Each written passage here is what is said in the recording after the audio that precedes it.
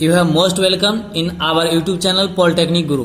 ठीक है, यदि अभी तक आप मेरे यूट्यूब चैनल पॉलिटेक्निक गुरु को सब्सक्राइब नहीं किए तो प्लीज सब्सक्राइब कर दीजिए, लाइक कर दीजिए और शेयर कर दीजिए और बेल आइकन का बटन भी प्रेस कर दीजिए। मैं आप लोग को इलेक्ट्रिकल 5th सेमेस्टर में एक बुक है एसी मशीन, आज मैं उसका स्टार्टिंग कर रहा हूं, पहला यूनिट लेके चल रहा हूं। ये लेक्चर 1 है, 5th सेमेस्टर इलेक्ट्रिकल ब्रांच का लेक्चर 1। यदि आप मेरा टोटल वीडियो देखना चाहते हैं और नोट्स देखना चाहते हैं तो जल्दी से आप मेरे यूट्यूब चैनल पॉलिटेक्निक गुरु को सब्सक्राइब कर दीजिए और आप मेरे व्हाट्सएप नंबर, मेरा व्हाट्सएप नंबर है 8873382274 पे क्लिक करके गूगल क्लासरूम का आईडी ले सकते हैं। एक सप्ताह मैं यहाँ पे फ्री में पढ़ा रहा हूँ और जिनको अच्छा लगेगा वो आगे क्लास कर सकते हैं, अच्छा नहीं लगे तो छोड़ सकते हैं। ठीक है, पढ़ लीजिए आप जल्द पहले, लेकिन एक बार ज्वाइन जरूर कीजिए। कहता है what is an induction motor. भाई इंडक्शन मोटर होता क्या है? तो कहता है the machine in which electric current in the rotor needed. कहता है एक ऐसा मशीन जिसमें रोटर में जो इलेक्ट्रिक करंट होता है उसको नीड होता है टू प्रोड्यूस टॉर्क, यानी किसी इलेक्ट्रिक मशीन के रोटर को टॉर्क प्रोड्यूस करने के लिए इलेक्ट्रिक करंट की जरूरत होती है। अब मोटर है तो उसमें दो चीज होता है, एक होता है स्टेटर और दूसरा होता है रोटर। स्टेटर जो स्टैटिक डिवाइस है, रोटर जो है रोटेटिंग डिवाइस है। स्टेटर स्थित रहता है, रोटर जो होता है वो क्या करता है, रोटेट करता है, नाचता है, वो घूमती है। जैसे पंखा देखते हैं ना, तो जो उसमें घूमता है उसको रोटर हम लोग बोलते हैं, जो स्थित है वो स्टेटर होता है। ठीक है, तो एक ऐसा मशीन जिसमें रोटर को टॉर्क प्रोड्यूस करने के लिए, रोटेटिंग टॉर्क, तो रोटर रोटेटिंग टॉर्क प्रोड्यूस करता है तभी तो वो घूमता है। तो रोटेटिंग टॉर्क प्रोड्यूस करने के लिए इलेक्ट्रिक करंट की जरूरत होता है और वो इलेक्ट्रिक करंट उसको ऑब्टेंड होता है, is obtained bye electromagnetic induction. और उसको वो करंट किससे प्राप्त होता है? इलेक्ट्रोमैग्नेटिक इंडक्शन के द्वारा। किससे? From magnetic field of stator winding. अब मान लीजिए हम बताए थे दो वाइंडिंग होता है, एक स्टेटर वाइंडिंग, एक रोटर वाइंडिंग।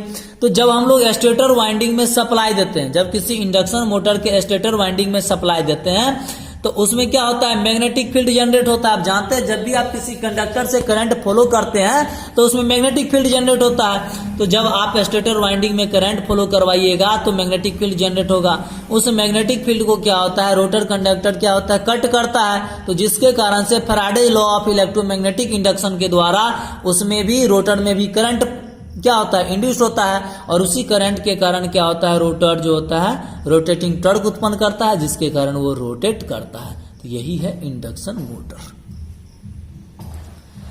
अब है construction of 3 phase induction motor. किसी 3 फेज इंडक्शन मोटर का कंस्ट्रक्शन, इसमें मेनली दो पार्ट्स होता है, एक होता है स्टेटर और दूसरा होता है रोटर।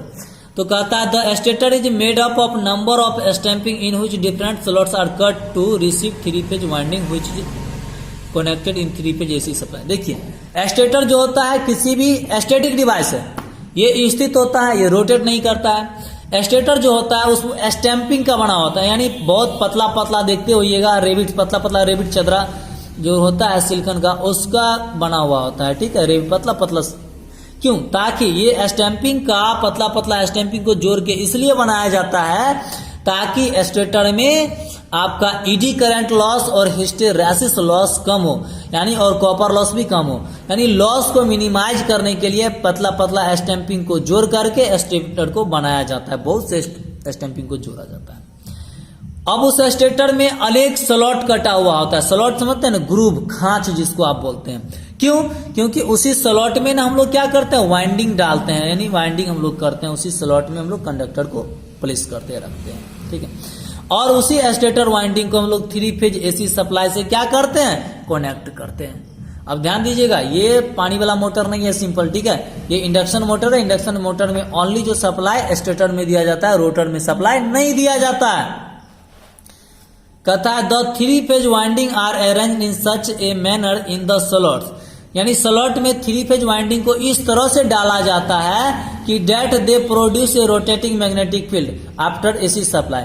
इस तरह से कि एसी सप्लाई जब हम लोग स्टेटर को दे तो वो क्या करे, एक रोटेटिंग मैग्नेटिक फील्ड वो क्या करे, जनरेट करे, प्रोड्यूस करे, उत्पन्न करे। The pitch circle of winding overlap 30% with each other. हम लोग वाइंडिंग जो करते हैं उसमें एक पिच जो होता है, यानी क्वाइल का जो पिच होता है वो दूसरे क्वाइल के पिच को 30% ओवरलैप करता है, ठीक है। और इस तरह से 30% ओवरलैप करता है तो एंगल देखा जाए तो कितना हो जाएगा 90 + 30 120 डिग्री के एंगल पे हम लोग क्या कर 120 डिग्री के अपार्टमेंट पे हम लोग कॉइल को पॉलिश करते हैं, ठीक है। और 30 डिग्री जो हो गया ओवरलैप करता है। कहता है the number of poles are depending upon the speed requirement.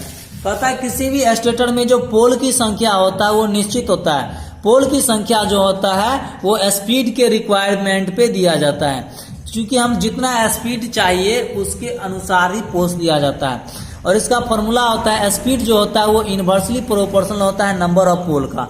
मतलब पोल जितना ज्यादा होगा स्पीड उतना कम होगा, पोल जितना कम होगा स्पीड उतना ही ज्यादा होगा। एक फॉर्मूला होता है NS बराबर 120F/P, यानी NS जो होता है उसको हम लोग सिंक्रोनस स्पीड कहते हैं। अब भाई ये सिंक्रोनस स्पीड क्या होता है, तो जिस स्पीड से रोटर का मैग्नेटिक फील्ड जो होता है वो रोटेट करता है उसको सिंक्रोनस स्पीड कहते हैं। बार बार आपको इस सब चर्चा में आएगा। सिंक्रोनस स्पीड क्या होता है, किसी स्टेटर का जो मैग्नेटिक फील्ड होता है वो जिस स्पीड से रोटेट करता है उसको सिंक्रोनस स्पीड कहते हैं। और यहाँ पे F जो हो गया फ्रीक्वेंसी हो गया, P आपका पोल हो गया, ठीक है। इसके सहायता से आप किसी भी मोटर का सिंक्रोनस स्पीड निकाल सकते हैं।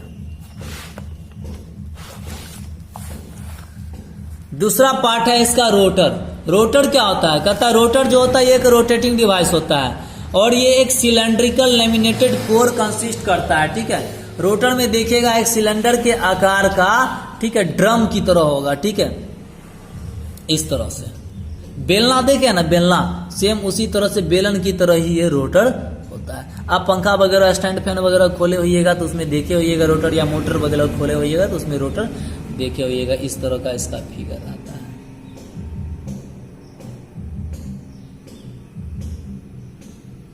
एक बेलन की तरह, ठीक है, ये रोटर होता है। कहता है cylindrical laminated core with parallel slots that carry conductors bar, ठीक है। और इसमें भी, इस रोटर में भी स्लॉट्स कटा हुआ होता है और उसमें भी कंडक्टर डाला जाता है, ठीक है। Conductors are fit in each slot. Conductor प्रत्येक स्लॉट में क्या होता है, बैठाया जाता है, डाला जाता है। The slots are not exactly parallel to the axis of the shaft. Conductor जो उसमें डाला जाता है ना वो शाफ्ट के एग्जैक्टली पैरेलल नहीं होता है। जो स्लॉट होता है वो पैरेलल नहीं होता है। यदि स्लॉट यदि पैरेलल होगा तो वहां प्रॉब्लम क्या हो जाएगा, जो हमिंग प्रॉब्लम आ जाएगा, नॉइज प्रॉब्लम आ जाएगा। हमिंग प्रॉब्लम समझते हैं, जैसे पंखा जो आता है आपका घू घू करेगा, आवाज करेगा और वो आपका चलेगा नहीं, तो उसी को हमिंग प्रॉब्लम बोलते हैं, जिसको नॉइज करना भी बोलते हैं, ठीक है।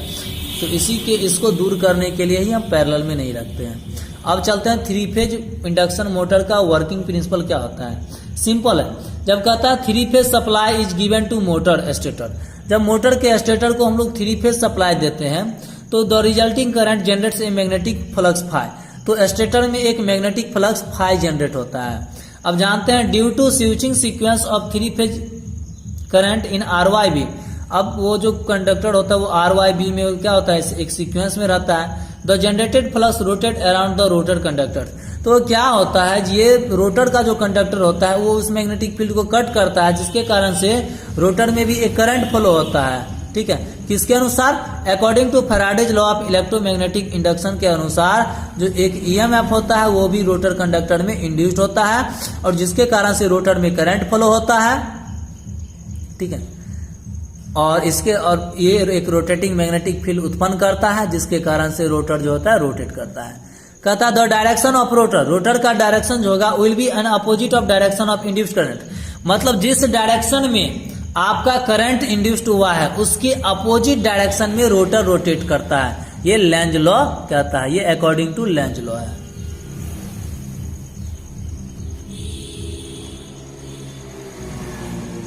यानी जिस डायरेक्शन में आपका करंट इंड्यूस्ड होगा उसके अपोजिट डायरेक्शन में क्या होगा, रोटर रोटेट करेगा।